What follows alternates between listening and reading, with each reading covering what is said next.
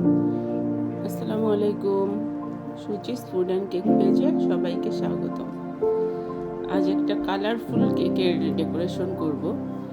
আমার আসলে এত কালার ইউজ করে কখনোই কোনো কেক করা হয়নি, তো এটা কাস্টমার ডিমান্ড, কিছু করার নেই।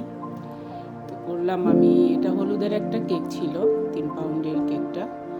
তো আমি আগেই নিচে লেয়ারে সব সাদা কালারের ক্রিম দেওয়া ছিল, কোনো কালার মিক্সড করি নাই। লেয়ারের ক্রিমগুলো সাদা থাকলেই কেক স্লাইস করলে ভালো দেখা যায়।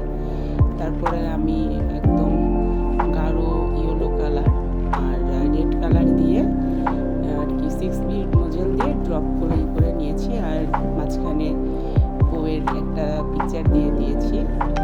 পিকচার দিয়ে তারপরে আমি নিচেও ওই সেম নোজেলের দিয়েই একটা বর্ডার টেনে নিচ্ছি। তারপরে ওই পিকচারটার সাইডটা একটু খালি খালি লাগছিল, সেই জন্য রেড কালারের ছোট্ট ছোট্ট ড্রপ দিয়ে দিলাম। তারপরে কেকটা আরও বেশি গর্জিয়াস লাগছিল, অনেক কালারফুল কেকটা।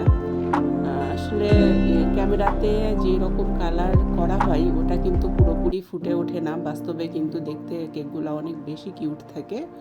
আর কিছু সুগার বল আমি এর প্রতিটা ড্রপ করে ফুলের উপরেই দিয়েছি, প্লাস ছিটিয়ে দিয়েছি কিছু। সবাই ভালো থাকবেন, আল্লাহ হাফেজ।